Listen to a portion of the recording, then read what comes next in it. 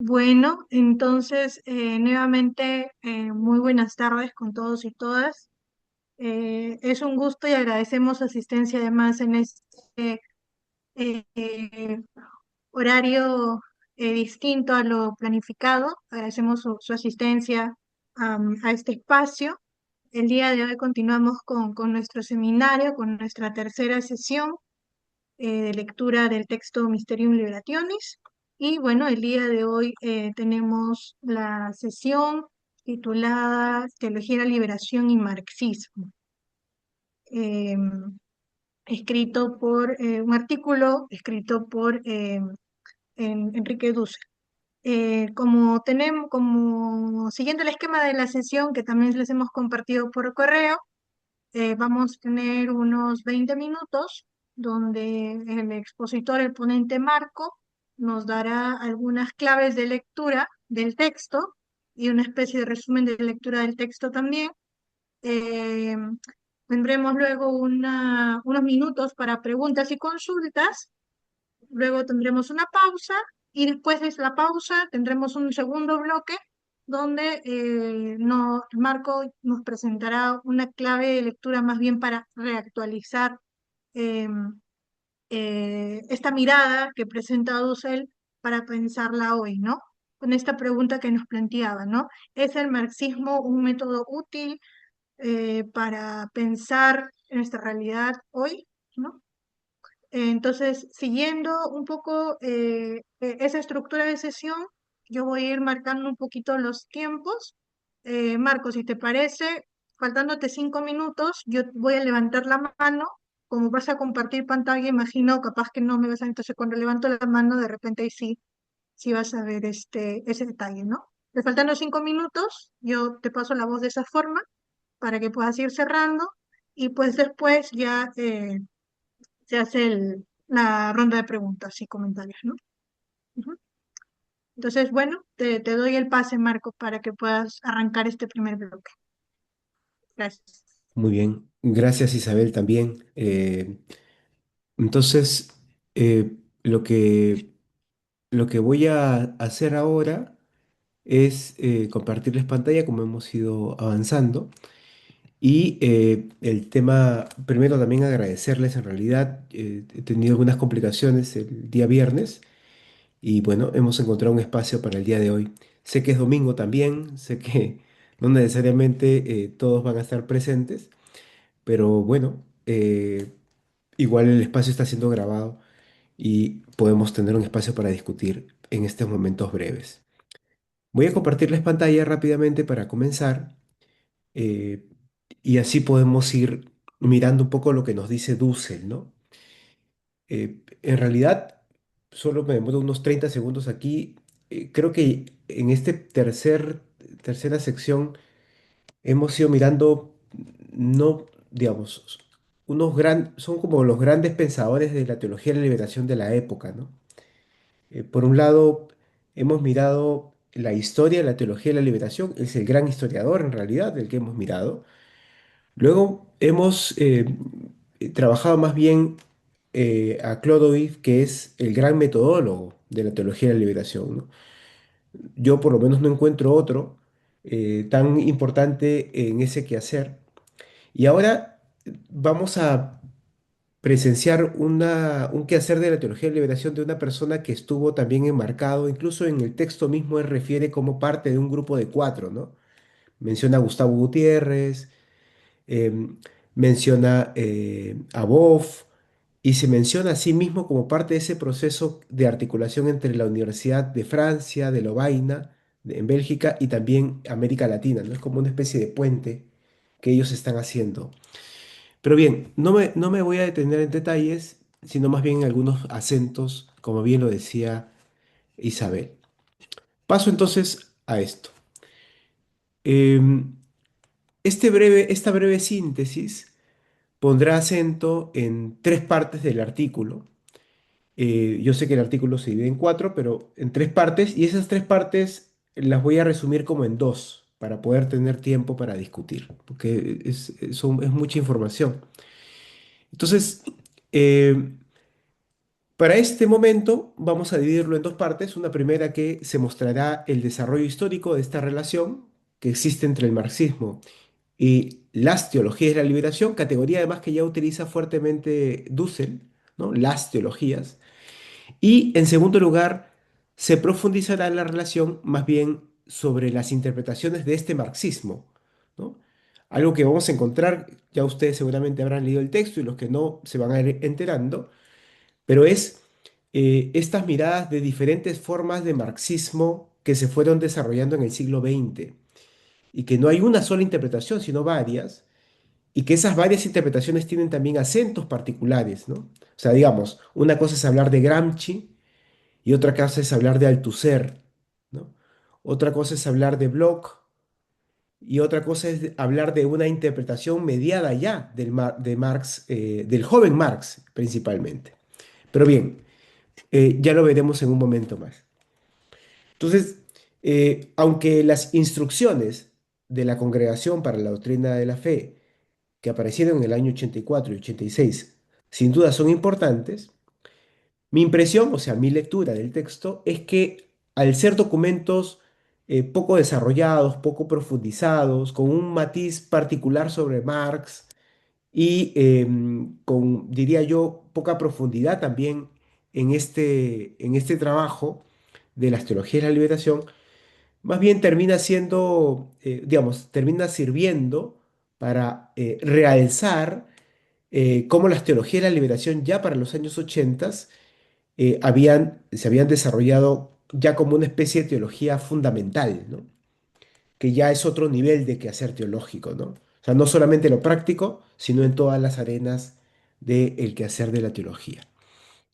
Bien, en síntesis, mi impresión es que el filósofo Dussel, en este capítulo, defiende la idea de que las teologías de la liberación han abrazado un modo de marxismo, podríamos decir marxismos, que ha estado mediado por interpretaciones del siglo XX y en alguna medida con interpretaciones de las perspectivas de la dependencia, ¿no? Como una apropiación para América Latina.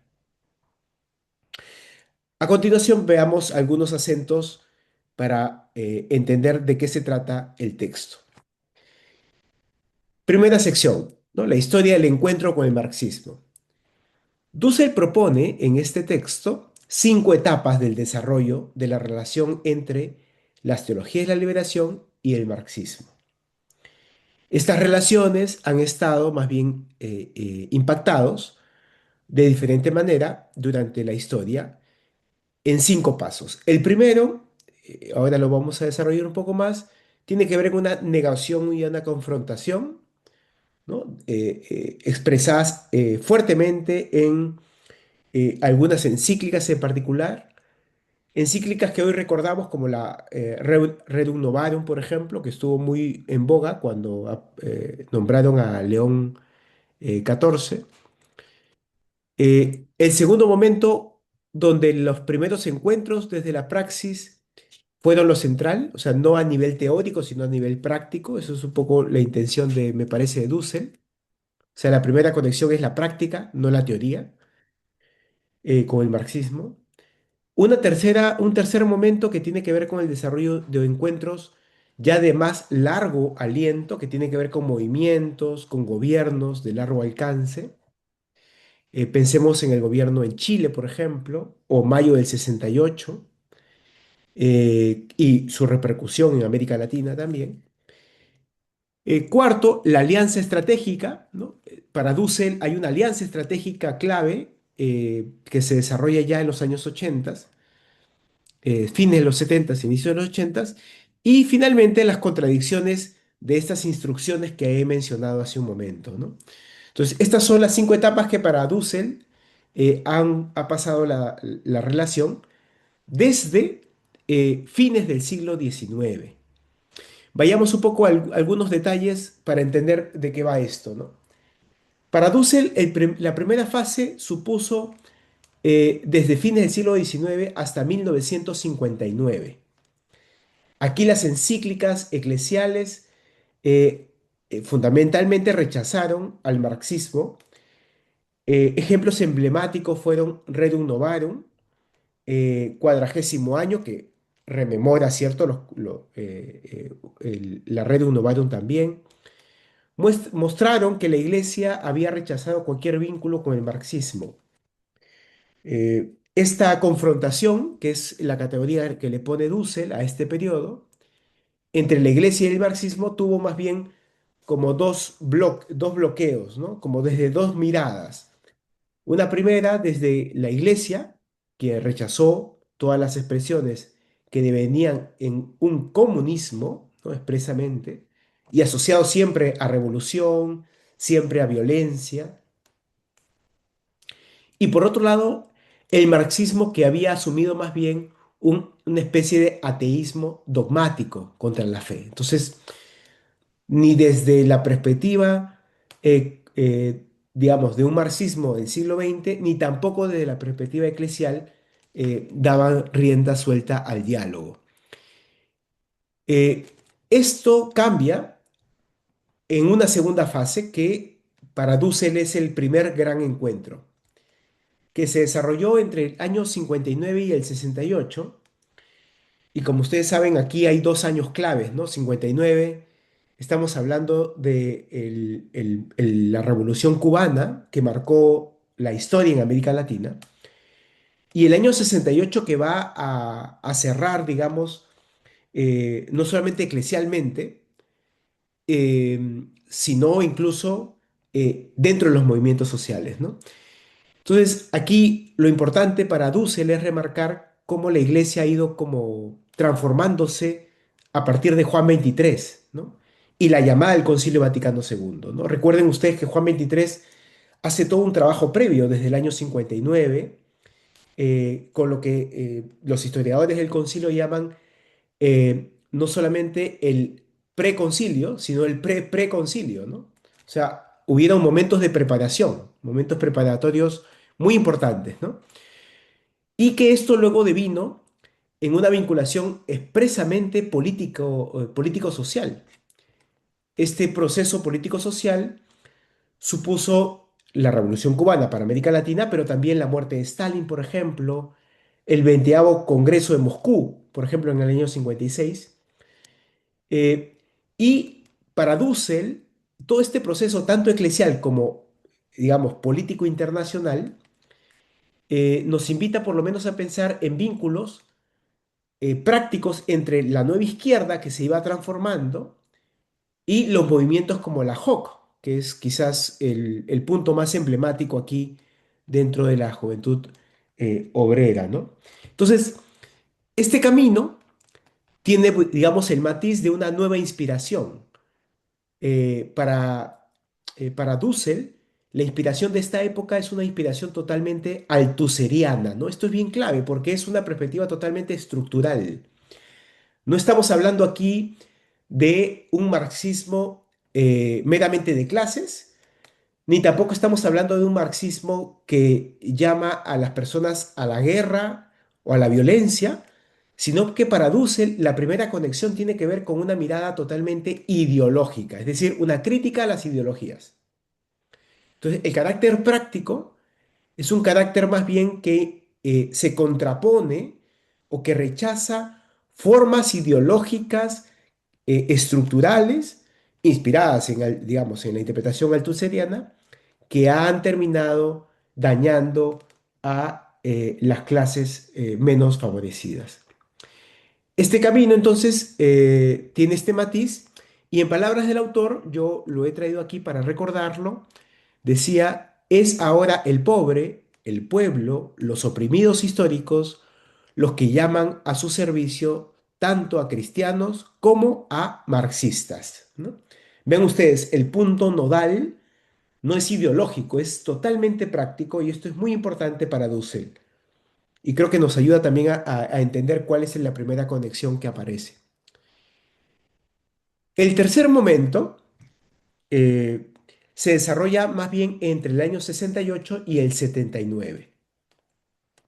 Esta década está marcada, por un lado, por los movimientos estudiantiles, ¿no? Estos que yo les mencionaba, movimientos populares. Uno podría pensar, por ejemplo, en la masacre de Tlatelolco, ¿cierto? en México o el cordobazo en Argentina, que son dos referencias que apunta Dussel, donde, por ejemplo, en Tlatelolco fue una masacre y donde las noticias se expandieron en términos de 500, 600% más de las personas que en realidad habían desaparecido y habían muerto, ¿no? Y por otro lado, la experiencia más bien del gobierno de Salvador Allende en Chile, estos 3 años claves, o la perspectiva más bien desde el pueblo de este populismo peronista en Argentina del año 73. Entonces, vamos a decir, ¿no? Este periodo que duró casi 10 años, para Dussel, la relación con el marxismo fue una relación donde en el centro estaba más bien esta imagen de el pueblo en el centro, ¿no? Estos espacios conectaron, por ejemplo, la teología de la liberación con movimientos cristianos para el socialismo. Esta conexión se marca por la interpretación que hace Harnecker, que es un autor que interpreta desde una mirada altuseriana nuevamente al marxismo, pero que pone el acento en las movilizaciones sociales, ¿no? En los movimientos sociales de la época. Eh, Aunque Dussel no refiere propiamente a las conferencias episcopales, que nosotros ya hemos mencionado en la historia de la teología de la liberación, no los menciona, creo que también es importante decir que hay como una interpretación clave puesta en la práctica, ¿no? En la movilización, en estos movimientos que conectan con el marxismo. Y un cuarto periodo donde surge, eh, ya vi la mano alzada, me estoy demorando mucho. Y el cuarto periodo surge entre 1979 y 1984 por una alianza estratégica donde se convierte en experiencia de dolor y muerte que buscaron más bien la liberación a través del análisis social, que devinieron así en mártires como los que recordamos nosotros hasta ahora, como el Monseñor Oscar Romero, ¿no? Finalmente, y rápidamente lo digo en términos históricos, aparece un último momento que es entre el año 84 hasta, digamos, el momento en que escribe Dussel, que es el año 90, que está marcado por estas instrucciones de la Congregación para la Doctrina de la Fe, donde se pone el acento más bien en una lectura, digamos, yo diría un poco chata, ¿no? De lo que realmente estaba generando las teologías de la liberación. Para Dussel, la Congregación para la Doctrina de la Fe y la crítica que hace sobre las lecturas de la teología de la liberación son muy simplistas, reduccionistas, e incluso le acusan no solamente a la teología de la liberación, sino incluso a Marx, cosas que él, ni Marx ni la teología de la liberación decían. Entonces, esto es muy importante porque ya en los años 90 se va a aclarar esto y luego ya esto, digamos, hay una especie de restitución de las teologías de liberación dentro del quehacer de la iglesia, más, digamos, dentro de la enseñanza y doctrina eclesial, ¿no? Bien, paso al segundo momento, eh, porque ya vi la mano alzada. Aquí voy a leer un poco más rápido para no demorarme mucho.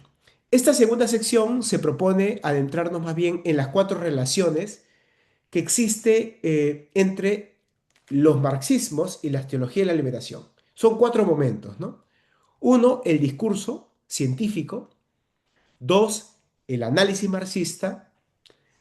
Tres, el marxismo dentro de la teología de la liberación. Y cuatro, las diferentes interpretaciones que hay del marxismo. En ese sentido, pasemos al primer punto. Primero, la primera relación es la aceptación de otros discursos científicos. O sea, es importante decir que eh, eh, el marxismo no es la única corriente epistémica que la teología ha abrazado, sino que a lo largo de la historia la teología ha ido abrazando diferentes formas epistémicas distintas. El ejemplo de Agustín de Hipona, por ejemplo, ¿no? Uno no puede entender a Agustín de Hipona si no entiende a Platón. O, por ejemplo, a Tomás de Aquino. Uno no puede entender a Tomás de Aquino sin Aristóteles, ¿no? O sea, mediaciones epistémicas que están fuera del quehacer teológico, pero que el quehacer teológico los abraza. Y pasa lo mismo con el siglo XX, ¿no? En el caso de Metz, por ejemplo, integrando a la Escuela de Frankfurt y la teología política de Metz, no se entiende sin el quehacer de la Escuela de Frankfurt. O el gran teólogo Karl Rahner, ¿no? Teólogo conciliar, que abraza fuertemente a la perspectiva de Heidegger.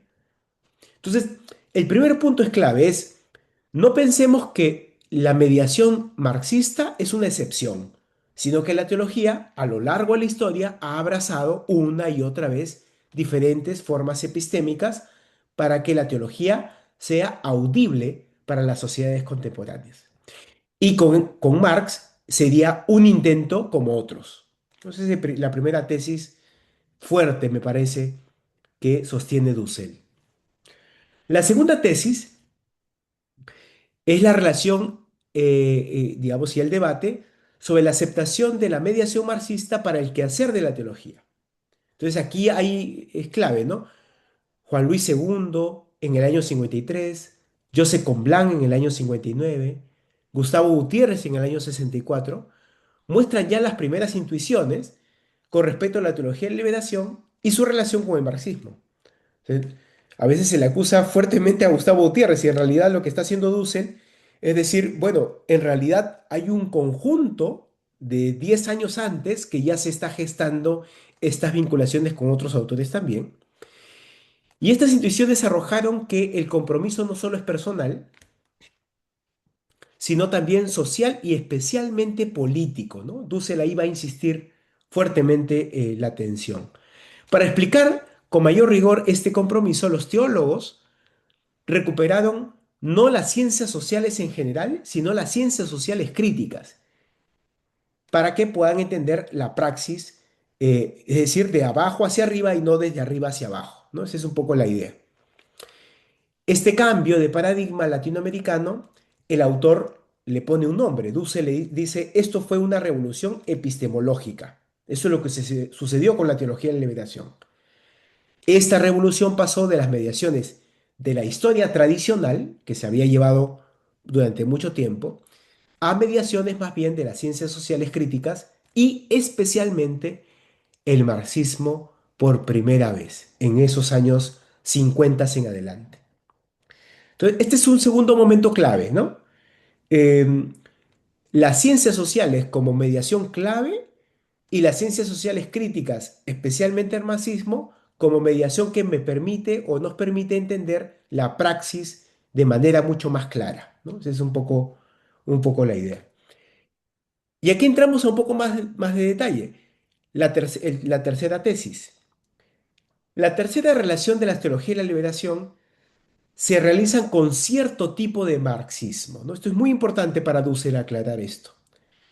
Dussel refiere que las teologías de la liberación rechazaron el materialismo dialéctico, distanciándose de una especie de determinismo a la historia, ¿no? Es decir, la historia tiene fases y las fases tienen que llegar a contradicciones y esas contradicciones tienen que generar procesos revolucionarios. O sea, Dussel desde el saque va a decir, este no es el camino, ese es lo primero que rechazan todas las teologías de la liberación.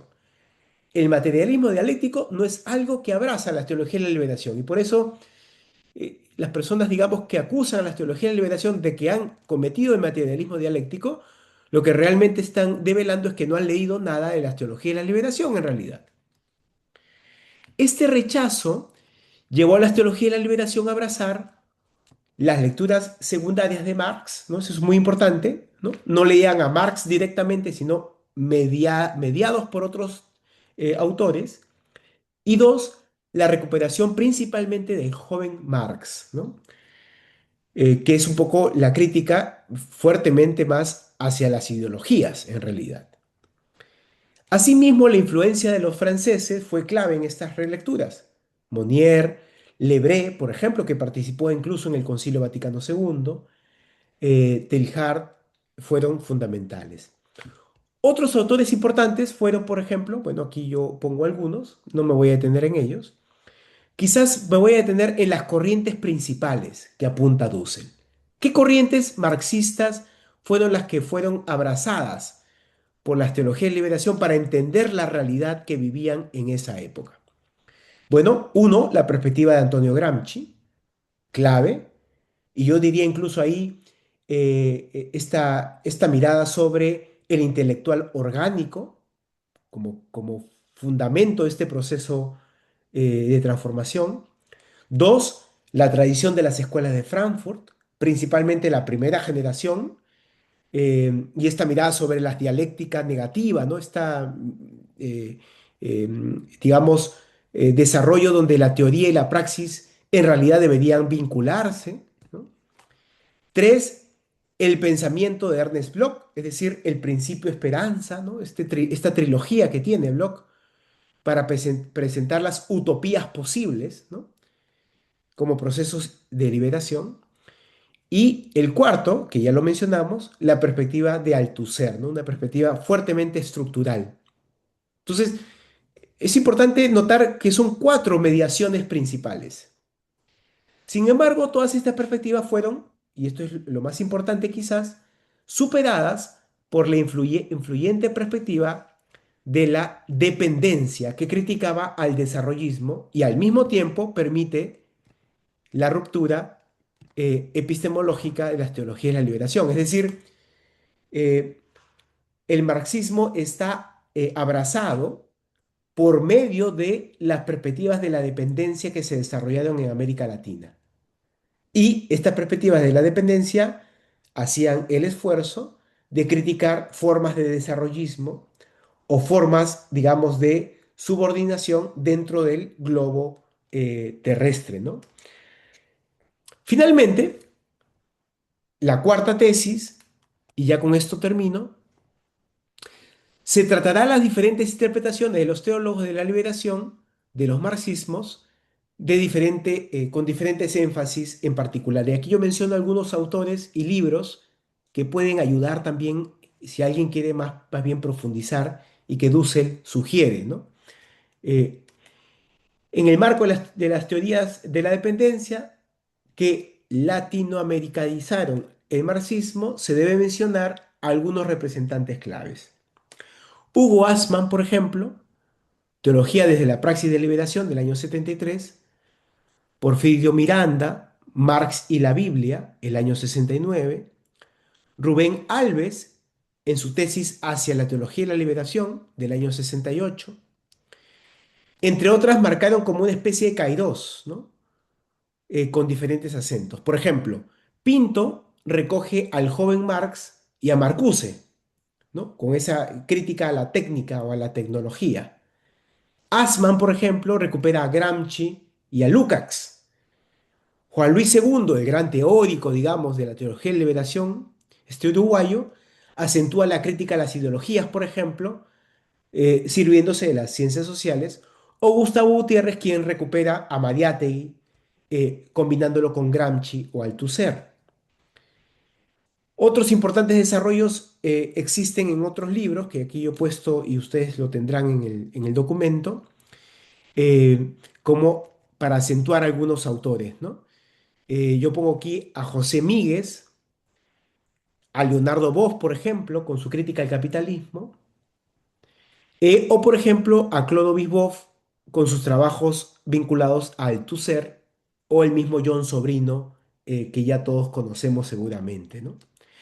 Para terminar, y creo que ya me pasé demasiado, en resumidas cuentas, en palabras del autor, y aquí yo lo cito, la teología de la liberación usa cierto marxismo de una cierta manera, nunca incompatible con los fundamentos de la fe. Entonces, la primera me parecía importante decirlo. En esa diversidad de marxismo e interpretaciones, se debe decir que todos asumen la tesis de la corriente latinoamericana de la dependencia. Puede entonces afirmarse que es el primer movimiento teológico que asume el marxismo en la historia mundial de la teología cristiana. En otras palabras, frente al dogmatismo o a las tergiversaciones que hicieron las instrucciones sobre la teología de la liberación, más bien el marxismo sirvió para comprender la realidad de manera más acertada en favor de un quehacer teológico profundo, hondo y concreto desde la fe. Bien, yo paro ahí. No he desarrollado evidentemente todo el capítulo, pero sí creo que estas ideas nos ayudan como a discutir. Bien, paro ahí y me parece que podemos empezar a recoger algunas preguntas o comentarios para dialogar un momento. Pueden levantar la mano también de esa manera.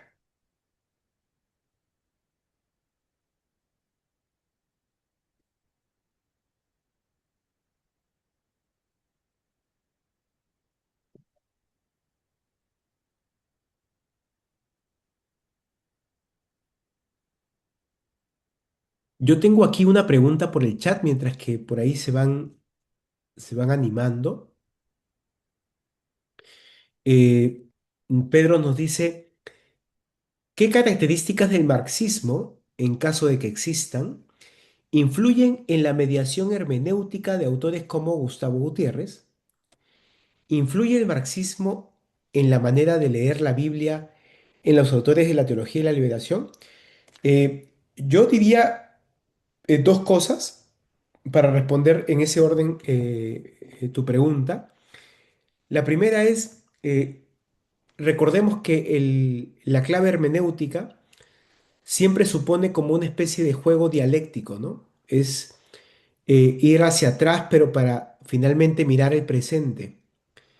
Y como estamos mediados por nuestras historias, pero no solamente por nuestras historias, sino también por la comprensión teóricas que tenemos sobre lo que interpretamos, nuestros lentes, digamos, para la interpretación, yo diría primero que está mediado totalmente por mirar la realidad como una realidad injusta que ha generado una especie de exclusión a los menos favorecidos. Entonces, los lentes, diríamos, del marxismo para las teologías de la liberación están fuertemente centradas en que las hermenéuticas sean siempre para mirar la realidad de manera crítica, denunciando las injusticias que han generado siempre una exclusión particular a los menos aventajados.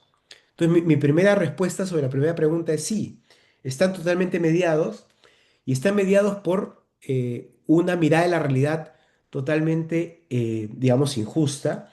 Y por eso es que estas hermenéuticas van a poner en el centro estas mediaciones de las teorías de la dependencia, que finalmente nos dicen que el mundo es un mundo desigual, que el mundo es un mundo más bien donde los países menos desarrollados son totalmente dependientes de los intereses económicos y políticos de los países desarrollados, ¿no? Hoy podríamos pensar en lo que está pasando con Trump, por ejemplo. Creo que nos queda claro. O con Rusia, por ejemplo. Rusia y Ucrania sería un gran ejemplo, ¿no? Eh, no, digamos, estas lecturas hermenéuticas de la Biblia, en ese sentido, están mediadas por estos ojos de un carácter de compromiso social en contra de las injusticias que se generan en la realidad concreta contemporánea, ¿no? Entonces, y la segunda pregunta sobre si influye el marxismo en la manera de leer la Biblia, yo acentuaría ahí, leyendo el texto de Dussel, la mirada totalmente ideológica, ¿no? Por eso es que Dussel me parece que tiene un interés particular en resaltar a Althusser por encima de incluso de Bloch o incluso de otros autores, ¿no? Eh, a Althusser y también a Marcuse, ¿no? Althusser para decir que la mediación que se recoge sobre el marxismo tiene que ver con una crítica ideológica, y para el caso de Marcuse, que la mediación tiene que ver con una crítica a las tecnologías y al desarrollo tecnológico que está generando muerte. Recuerden ustedes que Marcuse está denunciando el holocausto como un proceso derivado de la tecnología. Para el caso de América Latina, la mediación de Marcuse supone denunciar cómo las tecnologías están destruyendo también de otras maneras en América Latina la propia humanidad. Entonces, esas mediaciones le permiten, ¿no? Y con esto termino para ver si hay otras intervenciones, les permite a los teólogos, yo no diría solamente Gustavo Gutiérrez, ¿no? Hemos visto varios, ¿no? Leonardo Boff para el capitalismo, Clodovil, por ejemplo, John Sobrino, ella Curía, que, bueno, la terminaron asesinando en la publicación de este libro que estamos discutiendo. Pero yo diría que estas mediaciones les permiten recuperar el texto bíblico para mirar una realidad contemporánea con lentes tanto de las formas ideológicas de injusticia y también de las formas tecnológicas que producen subdesarrollo. Estas dos vertientes me parece que están muy mediadas en estos momentos. Espero haberte respondido, Pedro. No sé si hay otra intervención.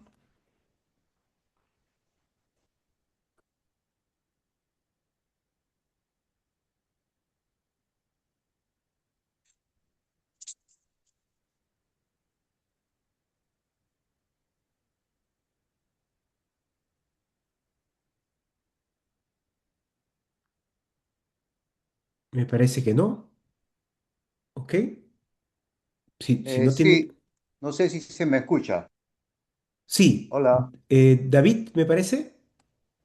¿se me escucha? Sí, David, te escuchamos. Un ratito, mi volumen está bajo. Ok, muy interesante la explicación. Yo tengo algunas ideas, bueno, no muy profundas sobre la cuestión de lo que le llamaban la teoría de la dependencia, le llamaron en un momento, ¿no? Según tengo entendido, no se basaron sobre una metodología marxista, sino fueron resultados de análisis multidisciplinarios que después ya convocó al marxismo. ¿Es así? Totalmente de acuerdo, David. O sea, lo que Dussel está diciendo es que las teorías de la dependencia que fueron desarrolladas en América Latina para denunciar cómo el mundo se había constituido estructuralmente injusto, se sirvieron también de mediaciones marxistas para poder justamente robustecer la crítica, siguiendo a Dussel, de lo que les estaba pasando en el bloqueo del desarrollo humano de las personas Ajá. en estos países. Entonces, de acuerdo, David, o sea, eh, es la lectura latinoamericana mediada también por el marxismo y apropiada en las teologías de la liberación. Ujú. Hay otro punto que me ayudas, por favor, a aclarármelo bien. En la página 177, cuando hace referencia a la encíclica Laborem Exercens del 1981, en donde encuentra, ¿no? No exactamente una aplicación, pero sí paralelismos con la crítica de Marx, el trabajo, pan, vida. Ujú, ujú. Sí, Eh, sí, sí, es interesante porque es como si hay no un cambio, sino la conservación de un lenguaje propiamente teológico basado sobre la fe como punto inicial, ¿no? De partencia de una praxis hacia el lenguaje marxista, digamos, ¿no? Como lenguaje y como sí, análisis seguramente. sí, sí. O sea, no entiendo la pregunta, David, pero sí entiendo el comentario. O sea, efectivamente, o sea, la mediación ahí está a partir de la práctica. Claro, Tú mencionabas claramente pan vida. Eh, sí, sí, o sea, creo que yo traté de terminar con esa cita que hacía Dussel para decir que no es que las teologías de la liberación se vuelvan marxistas. No, ajá, no, no, ajá, no es eso, ese no es el camino, claro, sino es las teologías de la liberación encontraron en estas perspectivas una forma para entender lo que realmente les estaba pasando a las personas en la práctica Claro. y les ayudó a entender las injusticias que ocurrían. Entonces, Dussel es muy cuidadoso cuando dice, ¿no? No podemos decir que las teologías de la liberación son marxistas, porque no lo son, Claro, pero no lo lo que son. sí Claro. son es que han, así como la historia de la teología, San Agustín recogió a Platón, Tomás de Aquino recogió a Aristóteles, o Metz en el siglo XX recogió a la Escuela de Frankfurt, de la misma manera, las teologías de liberación encontraron para América Latina las perspectivas de la dependencia y las mediaciones marxistas unas buenas categorías para entender la injusticia que les estaba ocurriendo. Ujú. Entonces, de acuerdo, por eso es que el primer encuentro, y eso me parece valioso también con Dussel, es el encuentro de la praxis antes que de la teoría, Sí. ¿no? Esa es la mediación. Cómo la práctica la entiendo, no solamente para la transformación, sino cómo la práctica también me está diciendo a mí que las personas están siendo dañadas injustamente en términos económicos, políticos, sociales, etcétera. Sí, sí, en efecto, ese es lo que he podido entender con la lectura. Muchas gracias. A ti, David. Y quizás cerramos con esta última pregunta que Luis plantea por aquí en el chat, antes de irnos al breve receso, y nos dice, ¿cuáles fueron esas mediaciones marxistas a las que te refieres? Bueno, las que pone Dussel me parece que son claves, ¿no? Poníamos cuatro corrientes, ¿no? Cuatro corrientes interpretativas. Uno, la altuseriana, que es el énfasis que hace, ¿no? La altuseriana supone que el mundo, en general, ya no es un problema meramente económico, como lo decía Marx, como la superestructura, sino que eso se ha vuelto cultura. Y entonces la cultura misma en su totalidad no nos permite pensar por nosotros mismos, sino reproducir la injusticia en la cual vivimos, ¿no? Althusser, por ejemplo, habla de los aparatos ideológicos del Estado, ¿no? Y dice, tú Luis, que trabajas fuertemente con colegios, ¿no? Por ejemplo, Althusser dice, los colegios se han vuelto la reproducción de la desigualdad, ¿no? Están reproduciendo ideológicamente lo que el mundo y el capitalismo genera. Los estudiantes terminan queriendo, pensando más en su propia individualidad antes que en el colectivo. Y cree que eso se está generando en todo el mundo, en diferentes instituciones, universidad, colegios. Entonces, esa es una mediación, por ejemplo, que por ejemplo, Boff abraza fuertemente al Althusser en ese sentido. La otra mediación que me parecía también interesante es el marxismo que se recoge desde la escuela de Frankfurt, ¿no? La otra corriente que abraza. Para mencionar un ejemplo, Gustavo Gutiérrez, en el caso, en el caso peruano. Eh, Gustavo Gutiérrez, en su libro de 1971, en las últimas secciones de su libro, se mete un buen debate con la escuela de Frankfurt. ¿Qué es lo que quiere rescatar? Quiere rescatar una analogía entre qué había ocurrido con el Holocausto y después del Holocausto en Alemania y por qué había ocurrido y por qué había, digamos, por qué la pregunta sobre Dios podría ser válida después del Holocausto, ¿no? ¿Existe Dios o no existe Dios? ¿Dónde estuviste Dios después de tanto sufrimiento? Y lo que hace en el caso de Gustavo Gutiérrez es recoger esa pregunta y planteársela para América Latina, ¿no? Un poco la imagen de Job, por ejemplo, ¿no? Si he sufrido tanto, tanto, tanto, ¿cómo tu Dios lo puedes permitir? ¿Es el Dios que quiere que yo sufra o es el Dios que quiere que yo más bien supere este proceso de sufrimiento y violencia? Un poco para ponerte dos ejemplos, ¿no? Pero creo que esas son las mediaciones. Entonces, y ya con esto vamos al descanso, disculpe nomás, y es que me parece que esta lectura nos ayuda mucho a romper paradigmas o rompernos prejuicios que han servido muchas veces para decir las teologías de la liberación, lo que han querido hacer es un proceso violento y revolucionario con las armas, etc., etc., etc.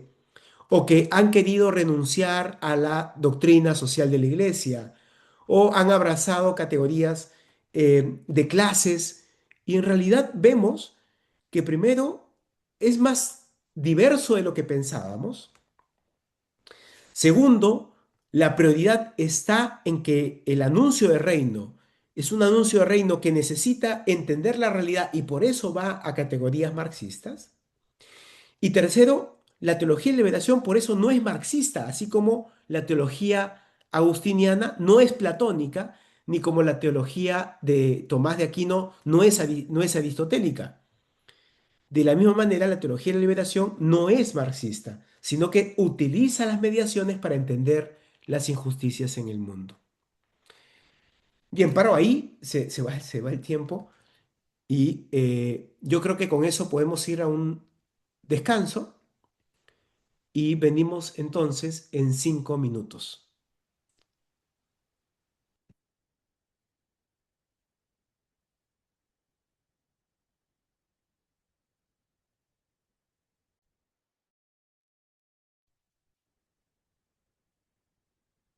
Bien, fabuloso.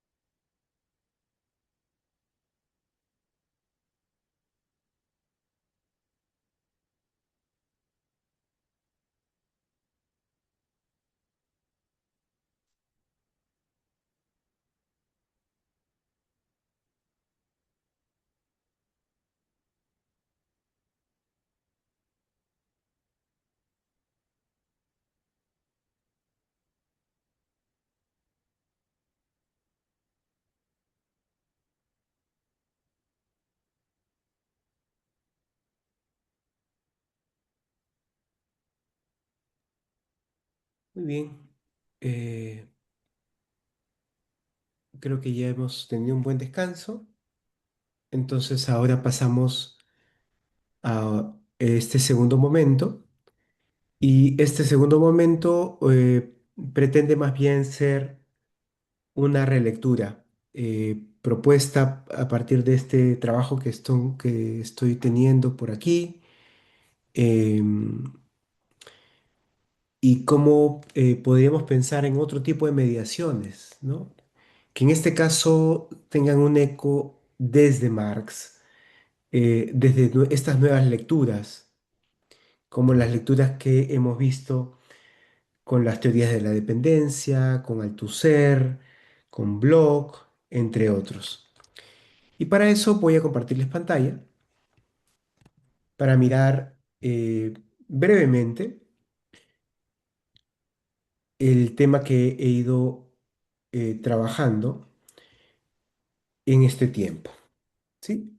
En este caso voy a tratar de cumplir con el tiempo, son las 11:05, para acabar 11:25 máximo, para tener un tiempo por lo menos de preguntas. Bien, eh, paso entonces con la lectura. Este texto es más breve para poder discutir. Mi propuesta de la reinterpretación del marxismo, voy a ampliar un poco esto para que se pueda, ahí está. Mi propuesta de la reinterpretación del marxismo para las teologías de la liberación, para la actualidad, se fundamenta especialmente en el desarrollo de la Escuela de Frankfurt, en general, y en la tercera generación en particular. Esto es muy importante porque, ojo, los años 90 todavía, como lo hemos visto con Dussel, no hay una relación muy clara con la tercera generación de la Escuela de Frankfurt, una tercera generación que ha abrazado un marxismo de otra manera, que ahora vamos a mirar a detalle. En ese sentido, esta investigación sugiere que las teologías de la liberación pueden abrazar otras mediaciones epistémicas marxianas más allá de Althusser, Bloch o Gramsci, ¿no? Que es algo que ya hemos visto que los teólogos, digamos, de la primera generación, para llamarlos de alguna manera, como Gutiérrez, etcétera, ya habían abrazado. Entonces, abrazar nuevas perspectivas permitirán redireccionar los trabajos a Axel Honneth, que es quien a mí me interesa discutir el día de hoy con ustedes, representante de la tercera generación de la Escuela de Frankfurt. De esa manera sostengo que la Escuela de Frankfurt le puede dotar de voces audibles al marxismo contemporáneo desde las perspectivas de las teologías de la liberación del siglo XXI. Para este propósito, en primer lugar, propongo desarrollar la concepción de patologías de la razón desarrollada por Honneth. Esta es la primera categoría que me interesaría discutir con ustedes. Categoría inspirada, nuevamente insisto, en el trabajo de Marx en adelante. Y luego, en segundo lugar, sugiero concentrarnos en los problemas de reconocimiento, pero especialmente en esta categoría del desprecio, que es otra categoría que puede ayudarnos a discutir hoy. Sostengo entonces que estos dos pasos permiten conectar los problemas del capitalismo, por un lado, el capitalismo tardío, y los desafíos de la cultura del desprecio en el corazón de las teologías de la liberación. Veamos entonces estos dos puntos que me interesan discutir.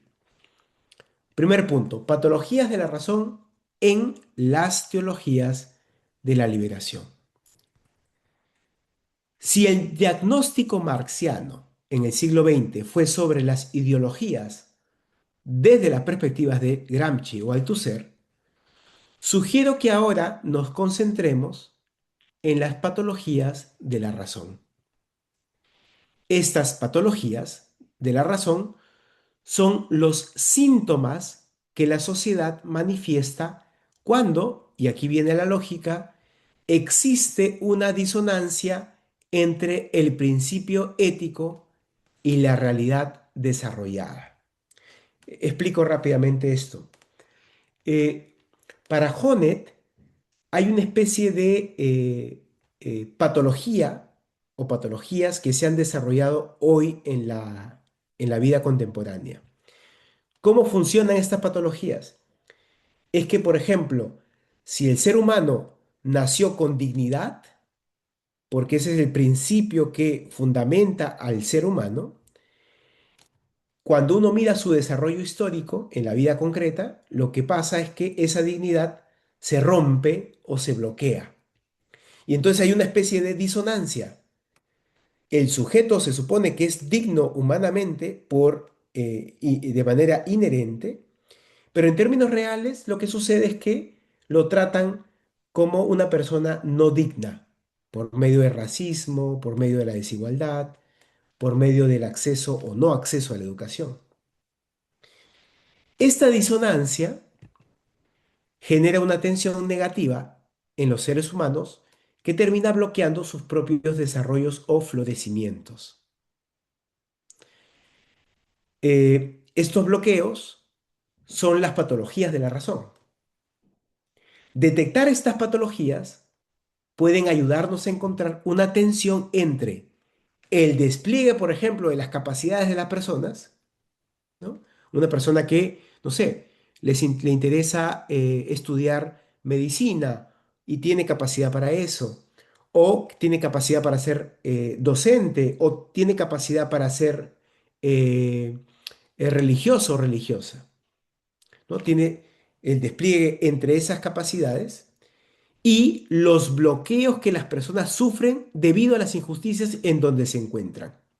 Vamos a decir, tiene todas las capacidades para ser un buen docente, pero no hay espacios o lugares o instituciones que le permitan desarrollar esas capacidades. Detectar estas patologías pueden ayudarnos a encontrar una tensión entre ese despliegue, ¿cierto? Y el bloqueo que las personas sufren debido a estas injusticias. Por ejemplo, una persona que vive en un barrio pobre, ¿no? Por más que esta persona quiera salir adelante, lo más probable es que se las vea mucho más difícil que una persona que tiene ya los bienes suficientes para hacerlo. O, otro ejemplo, una mujer que vive en una comunidad o en una familia machista. El hecho mismo de ser mujer bloquea su propio desarrollo humano. El problema no es que sea mujer, el problema es que la cultura machista bloquea que ella se desarrolle humanamente. O, para poner un ejemplo muy simple, un ciclista que no posee una bicicleta.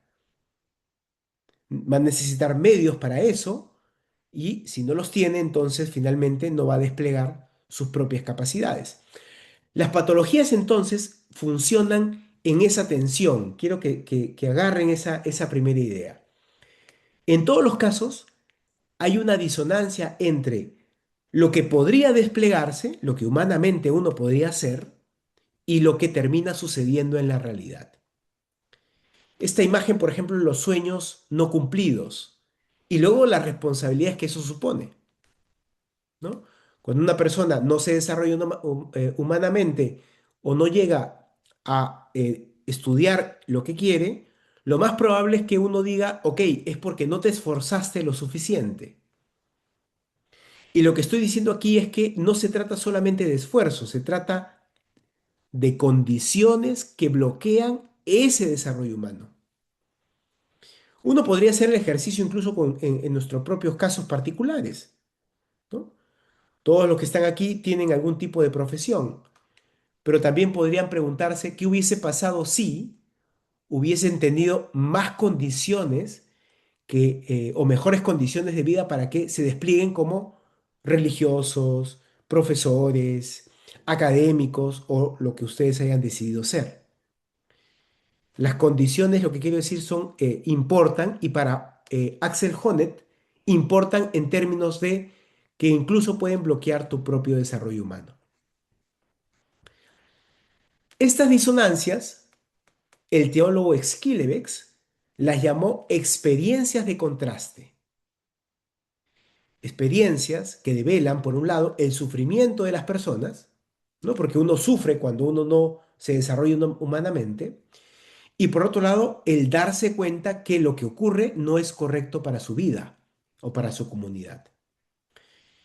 Em, para ponerles un ejemplo, eh, hace un mes, eh, en el lugar donde estoy yo investigando, que se llama Leuven, en Bélgica, los estudiantes de la universidad se organizaron y salieron por las calles con una consigna: la remigración, las personas que hayan venido de otros países que no sean de la Unión Europea se vayan a sus países. Esa era la consigna, ¿no? Y han tratado de agendar el tema. Entonces, claro, uno puede preguntarse, ok, eso es un movimiento nada más, no afecta. Bueno, no afecta a algunos, pero a otros les afectan fuertemente. Yo, por ejemplo, he conversado con algunas personas que vienen de África y que hoy están aquí en este país y que después de la movilización han sentido como una especie de sinsabor en la relación humana para comprar, por ejemplo, una leche o comprar huevo o ir al supermercado porque sienten que las personas que atienden ahí pueden ser que ellas mismas hayan salido a marchar para que estos africanos, latinoamericanos o las personas no europeas se vayan a sus países. ¿No? Esas experiencias de contraste de mucho tipo, de muchos tipos, yo estoy poniendo un ejemplo nada más. Estas patologías son claves porque son el derivado de lo que se llamó dialécticas negativas de Horkheimer y Adorno, inspiradas en el marxismo. ¿No? Esas experiencias de contraste, estas disonancias, estas patologías, pero ahora sin la carga meramente económica estructural.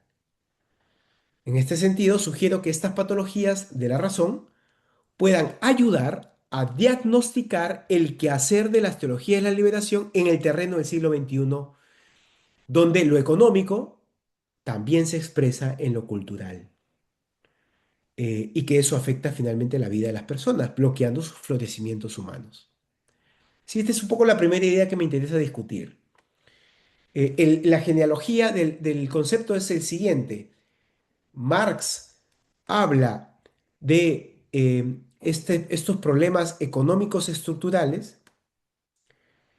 eh, la Escuela de Frankfurt abraza eso, pero lo reinventa con la dialéctica negativa, esta dialéctica que es muy ideológica, que no te permite, un poco como Althusser, no te permite salir de esta cultura más bien que destruye las comunidades.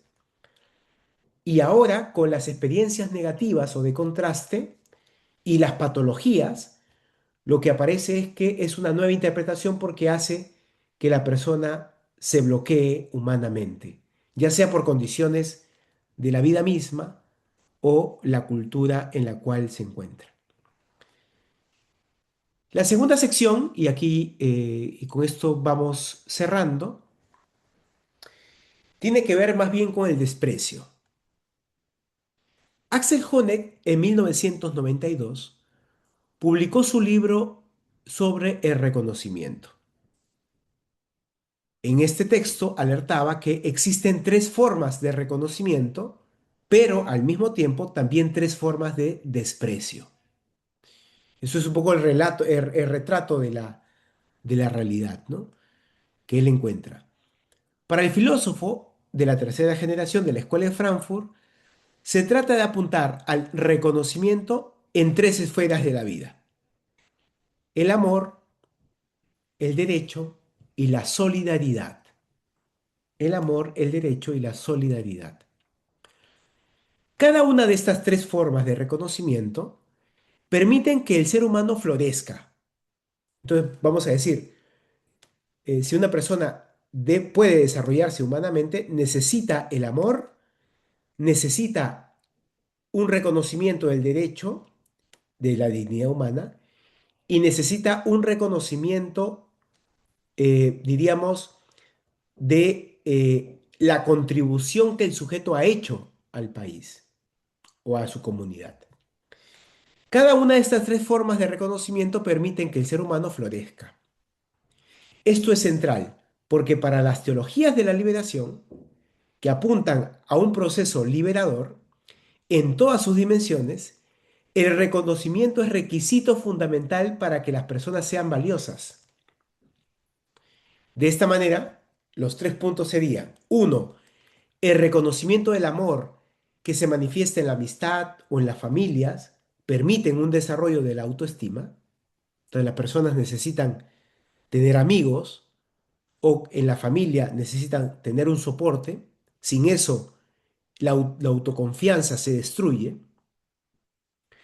Segundo, el reconocimiento de los derechos de los demás como sujetos valiosos en sí mismos.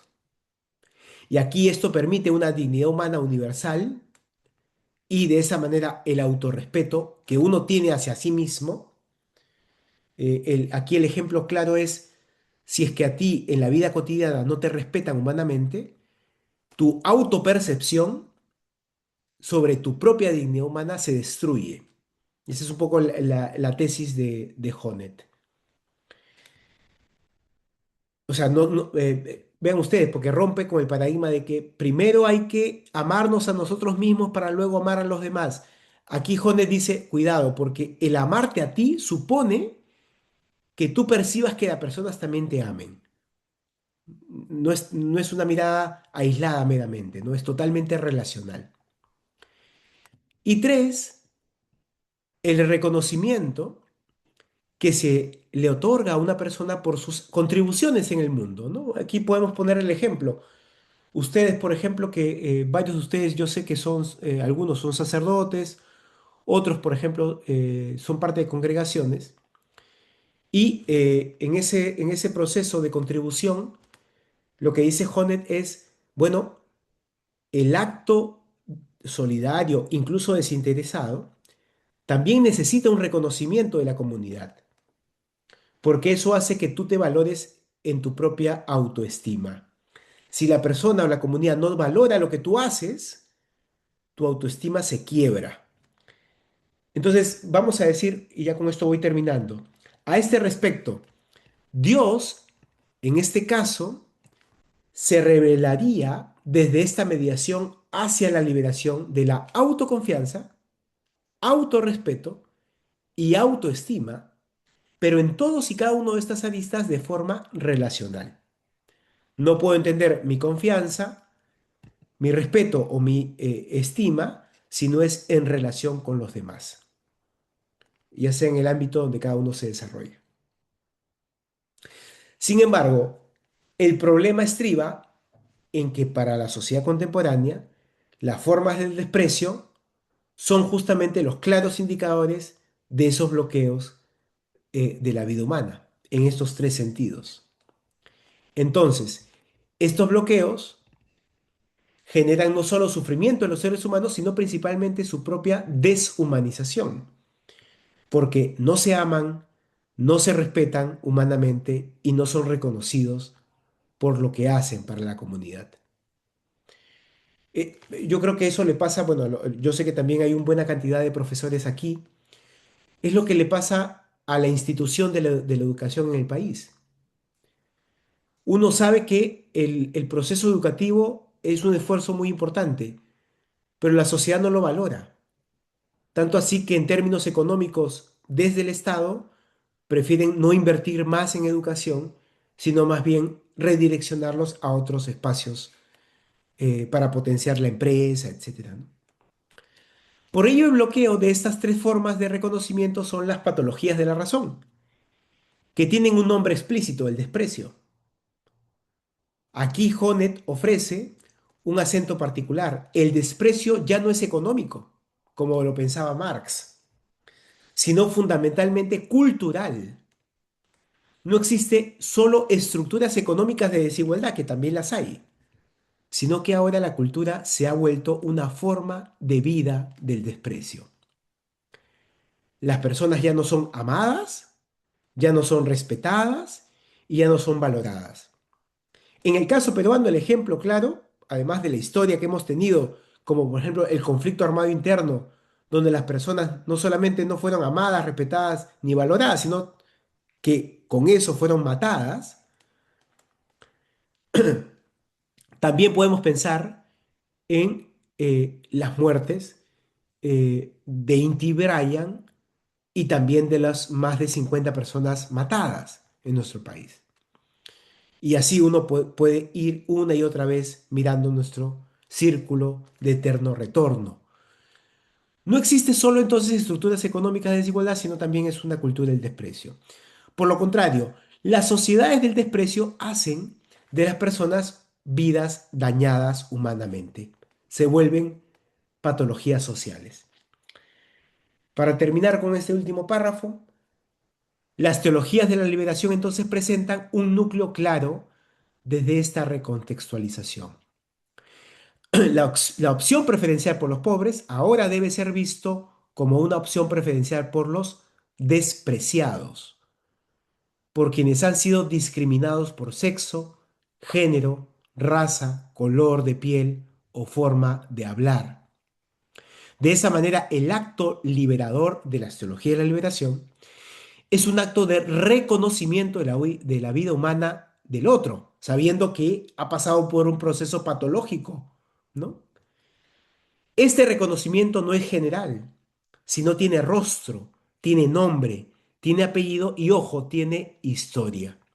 Por ello, pasar del desprecio a la liberación permite desde lecturas del joven Marx pasar de la teoría a la práctica de transformación de las relaciones humanas, pasando a condiciones, como diría Popolorum Progressio, más humanas. Gracias. Bien, paro ahí.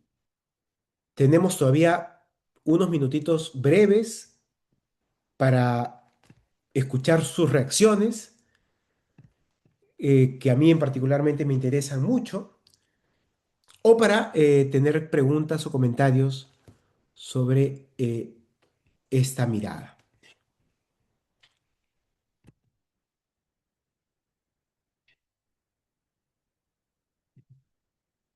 ¿Cómo lo ven? Luis, te escuchamos. Sí, gracias. Buenas tardes con todas y todos.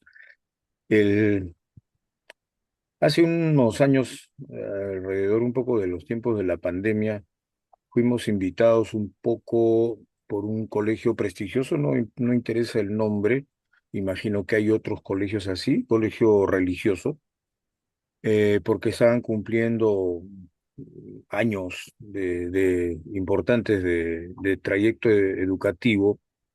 Y el tema fue hablar de la Evangelii Gaudium de Francisco, así como de un poquito la Laudato Si. Es en esos años que más o menos ocurrió este encuentro, nos invitaron, y en el momento en que los estudiantes del colegio de la promoción, imagino, eh, intervinieron haciéndonos preguntas. Una de ellas dijo, no, pero ¿cómo podemos entender entonces el evangelio actual si tenemos un papa comunista? ¿Ya? Mm. Ahí está el núcleo de esta cuestión, ¿no? Eh, Hay lecturas en nuestra sociedad y ahorita en el contexto que estamos viviendo electoral, el acusar a alguien de comunista, ergo marxista, ¿no? Implica muchas cosas, ¿no? Entonces, siempre me he planteado la pregunta de, cierto, los principios del marxismo se supone, se entiende, por lo menos en San Marcos estudiamos el marxismo fuertemente, aunque no seamos marxistas. Eh, entonces, principios básicos es el materialismo dialéctico, que ya has explicado que el materialismo propiamente no fue asumido directamente por la teología de la liberación. Es más, hubo deslindes, ¿no? En las segundas eh, presentaciones de Gustavo, en su segundo libro, aclara bastante esta cuestión. Eh, pero siempre me ha quedado la duda, ¿no? A final de cuentas, en estas pugnas que hay en donde nos acusan con facilidad de, no, es que tú eres comunista, y nos lo dicen así frente a mí. ¿Hasta dónde es el principio de ellos, del marxismo, de la lucha de clases, está presente en todas estas confrontaciones, ¿no? Ciertamente, se entiende esta propuesta de reinterpretación desde los despreciados, ¿no? Pero no es de alguna manera esto como envolver algo que está ciertamente, o sea, no asumo yo una lucha irreconciliable entre las clases que termina con la muerte de una. No estoy asumiendo eso, pero no es que hay clases, en todo caso, el concepto de clases no es el que tendría que estar siendo revisado, es lo que tengo, verdaderamente es una cuestión muy fuerte que tengo a nivel de contradicciones, ¿no? Ujú. Gracias, Luis. Nancy, te escuchamos. Quizás hacemos una vuelta de intervenciones y luego hago algunos comentarios. Nancy, creo que tu micro está apagado aún. Sí, gracias. Muchas gracias por lo expuesto. Me es muy valioso este aporte que tú haces. Solamente para mí en este último, cuando hablabas de la teología de la liberación y no, perdón, sí, y el desprecio y exponiendo a Axel Jones con toda esta visión hoy día, a mí me hacía tan familiar con lo que el Papa Francisco también hablaba de la cultura del descarte, ¿no? Creo que va mucho en relación a eso, de la manera como hoy día podemos comprender y replantearnos qué estamos comprendiendo por dignidad humana, ¿no? Primero por dignidad y por humano, ¿no? En relación a sí mismo, en relación a la sociedad, incluso inmerso en una cultura. Por un lado eso, ¿no? Que me parece súper importante. Y lo otro, con el tema del marxismo, también me iba sonando el hecho de que, no sé si es la palabra correcta, pero como que se ha vulgarizado, ¿no? Lo veo desde el sentido, desde la política, ¿no? Porque en cierto modo se va escuchando, por ejemplo, los últimos resultados y dice, no, es que este es marxista, este es rojo, este es comunista, pero yo creo que me da la impresión como que no se conoce exactamente qué ha estado buscando Marx o la misma teología de la liberación en esta línea, ¿no? Para catalogar tan fácilmente a las personas cuando en realidad, en mi modo de ver, es una cuestión más bien de corrupción, ¿no? Entonces, como que se ha ido reemplazando, tratando de dar un catálogo a ciertas formas de actitudes, de vida, de visión, para encasillar las personas y de repente ahora pues ponernos en esta situación del temor, del miedo, de caer en esto, ¿cómo se llama? Este miedo de elegir, ¿no? De elección. Bueno, un poco por ahí mi comentario. Gracias. Gracias, Nancy. Y el último comentario que lo veo por acá escrito, lo leo rápidamente, es de Pedro García y nos dice si lo expuesto tendría alguna relación con el llamado cambio de mentalidad que nos exige el proceso sinodal iniciado en la Iglesia. Bien, entonces voy a hacer un breve comentario para cada una de las preguntas. Sobre la primera, la de Luis, em, yo creo que eh, el, vamos a decir, las teologías de la liberación hacen una distinción entre el joven Marx y el viejo Marx.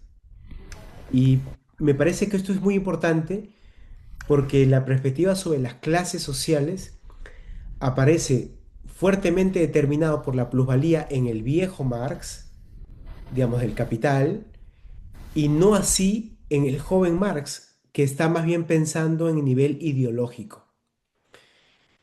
Por eso es que, y por eso me parecía muy valioso lo que decía Dussel cuando insistía mucho en esto, ¿no? Las teologías de la liberación abrazaron al joven y no al viejo Marx, porque les permitió hacer la crítica ideológica, pero no necesariamente a pensar la estructura de la plusvalía y de clases que supone esa plusvalía. No quiero decir que no se pueda recoger, yo creo que puede ser discutido, pero siguiendo un poco ese hilo conductor, me parecía conveniente que si queremos mirar la resonancia de las teologías de la liberación contemporánea, podamos también al mismo tiempo mirar cómo Gustavo Gutiérrez, Boff, etcétera, han recogido cierta imagen de Marx y no su totalidad.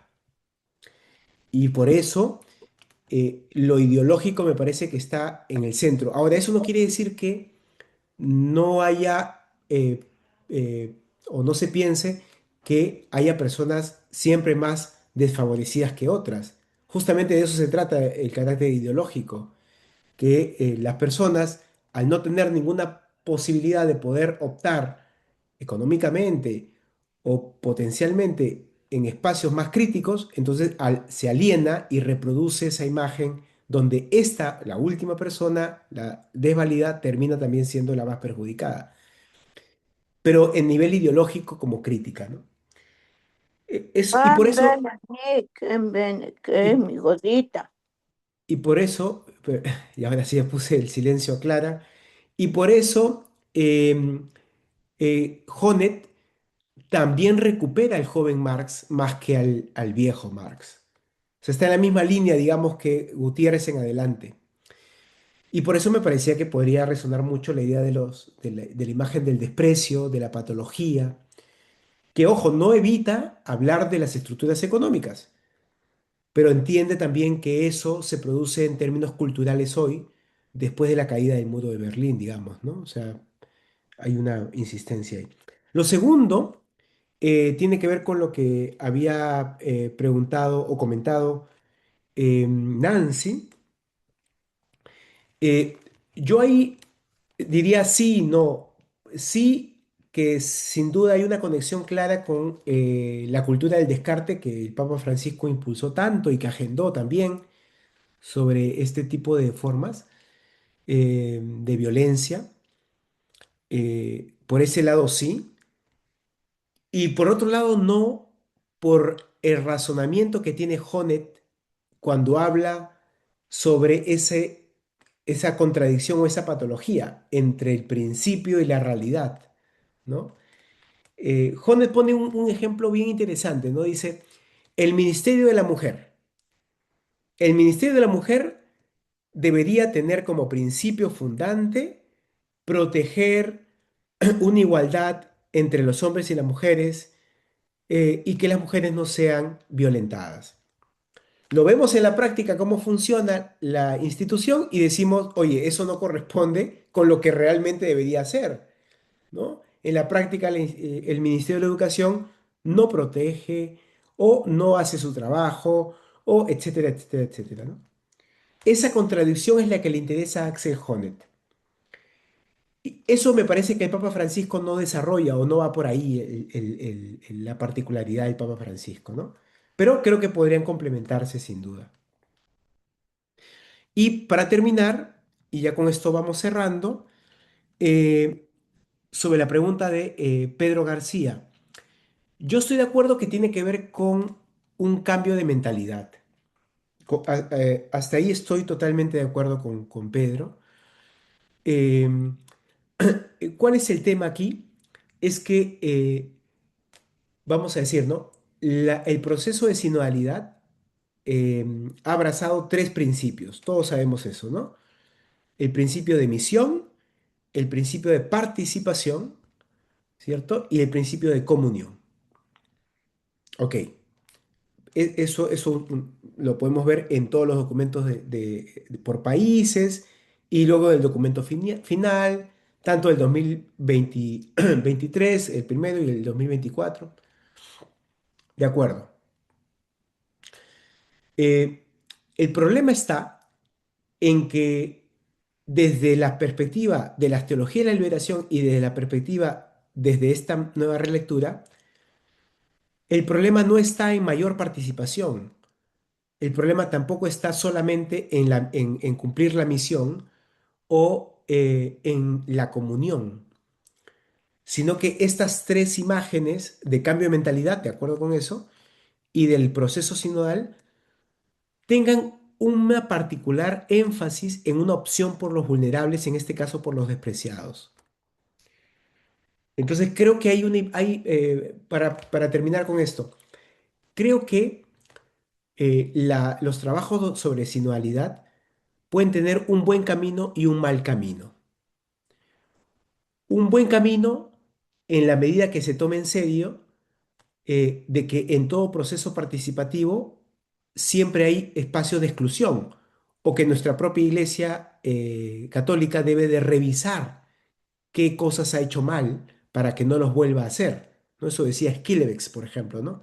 Tiene que ser una institución crítica consigo misma. Entonces, en ese sentido, me parece clave que es muy importante que la opción preferencial por los pobres, tanto afuera de la iglesia, o sea, ad extra, como internamente, vamos a preguntarnos, las mujeres qué tanto participan, en qué niveles de participación están, etc., etc., etc. Y luego damos cuenta que efectivamente sí participan, pero no toman decisiones, las más importantes en la iglesia.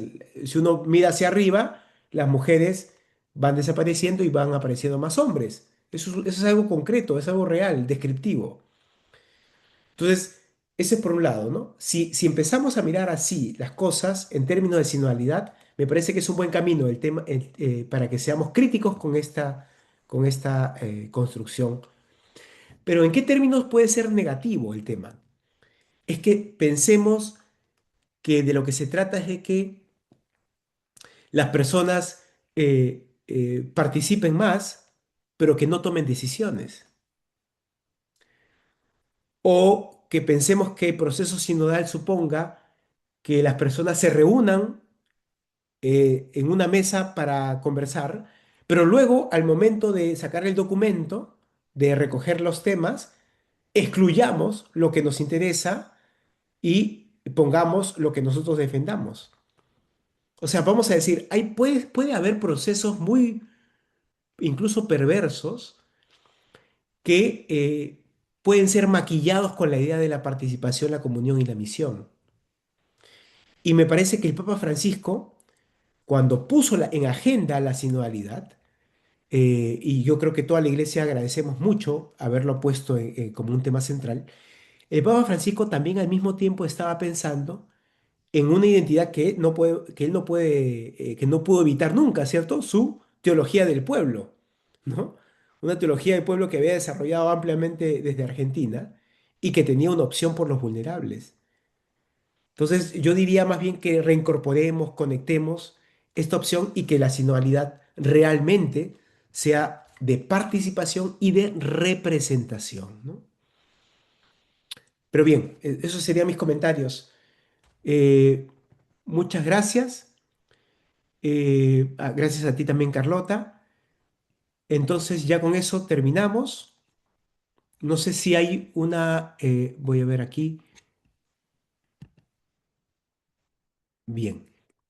Eh, Creo que podemos, si les parece, mientras que voy leyendo el comentario de Joseph, si pueden prender sus cámaras para tomar la foto, esta foto de rigor, que tanto el Instituto Bartolomé de las Casas, entre otras instituciones como el GIDI de la Católica de Lima y también la Conferencia de Religiosos y Religiosas del Perú, intenta como tener un espacio también de difusión, ¿no? Entonces, esta vez, por ser domingo y por yo haber cambiado la hora, me toca a mí tomar la foto.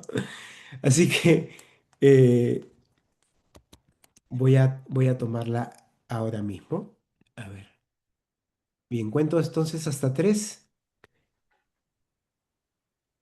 para tomarla. Una, dos, tres.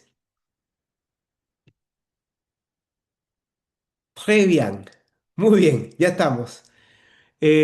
Joseph dice, solo lo leo para terminar, ¿acaso las ideas de Honneth por enfocarse mucho en el reconocimiento como oposición al desprecio, pierde fuerza en su capacidad crítica frente a las estructuras económicas del capitalismo latinoamericano? Son marcadamente materiales. ¿Cómo se debe responder ante esta aparente pérdida de la postura de Dussel que Dussel intentaba al inicio? Ese es un buen comentario, lo respondo, creo que podemos seguir discutiéndolo, pero creo que es la crítica que se le hace desde cierta vertiente fuera de la escuela de Frankfurt, para decirle que Honneth ha hecho ese viraje culturalista, ¿no? Esa es un poco entiendo la crítica que Joseph nos comparte. Y Honneth va a responder. Es muy interesante porque Honneth responde a eso. En su debate con Nancy Fraser. Nancy Fraser alerta de este tema cultural y le insiste en la idea de que se trata más bien de las cuestiones económicas. Y Hone dice que nunca ha renunciado a lo económico, sino que el mundo exige que pensemos también en lo cultural. Lo dejo ahí no para resolver el asunto, solo para decir cómo responde Honneth y cómo me parece que la respuesta también podría ayudar a recontextualizar las teologías de la liberación. Muy bien, muchas gracias. Nos vemos el próximo viernes y buen fin de domingo. Chao. Gracias. Gracias, Marco. Gracias. Bye bye. Gracias. Gracias. Gracias, gracias. Chao, chao. Gracias.